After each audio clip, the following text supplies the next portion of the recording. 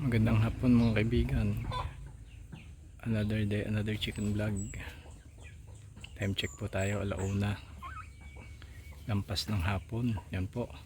Makita nyo po, nasa labas na po yung ating dalawang Rhode Island na 3 months. Ito po yung anak ng ating Red Queen bago po namatay. Nilabas na po natin sila dito dahil lagi silang nasa kulungan.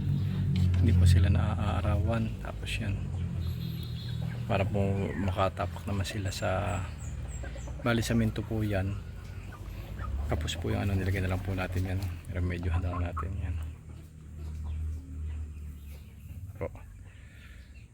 Lilinisin naman natin yung kanilang pinag-alisan. Tapos dito naman tayo sa ating upgraded native yan. Kung makikita po ninyo, pinakawalan na rin po natin yung ating mga upgraded native yan.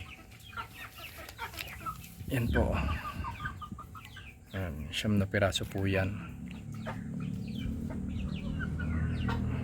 Bali parang dalawa po ang row, itong dalawang malaki, tapos lahat po hen na yan.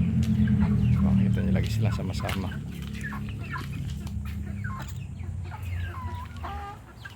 Malaki na naman sila, medyo masikip na sila doon sa kulungan dahil marami sila, kaya pinaalis na natin sila dito yan. At lilinisin muna po natin ito dahil halos isang buwang mahigit natin sila nandito, madumi, kaya lilinisin natin tapos disinfect natin. Tuwan-tuwa sila yan, makakahikap na sila ngayon sa malawak na lugar para masanay na rin po sila dito, at sa hapon makahapon na sila dito para hindi na po sila mabuli ng ating mga malalaki yan. Katulad yan, hinahabol po agad dahil mga bago, hindi po sila magkakakilala, kaya mas maganda na yan para bago lumaki ang ating mga ro, makilala na siya ni Dagul para hindi po sila awayin yan.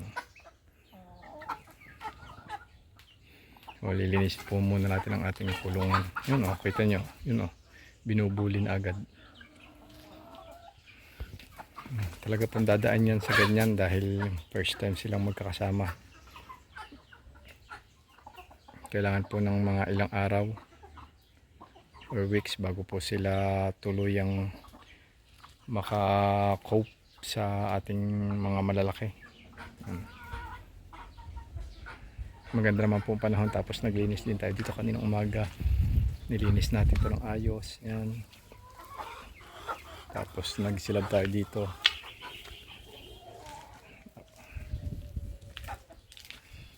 Napakainit pa rin po. Maglilinis muna po tayo ng kulungan. Update ko kayo mamaya.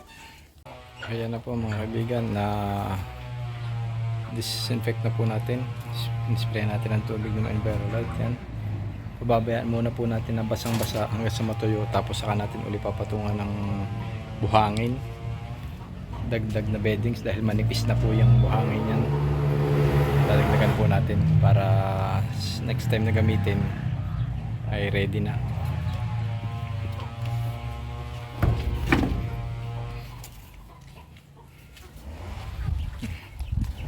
Ito po, lagi po silang sama-sama dahil hindi po nila kilala yung iba, kaya sila lagi ang nagkakasama. Hingal na hingal po sila dahil lagi po silang hinahabol ng malalaki. Yun naman pong pinag-alisan ng ating dalawang Rhode Island ay atin po muling i-disinfect.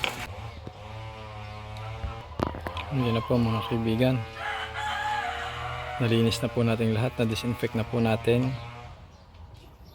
At lilinisin naman po natin yung ilalim dahil madami na pong ipot. Tapos baka ilipat po natin dito yung ating dalawang room dahil medyo matangkad na po yun, maliit po yung kanilang kulungan dito sa kabila.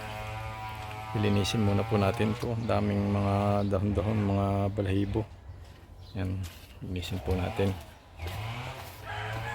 Ito po yung dalawang room na ating ililipat, mga Brahma po yan.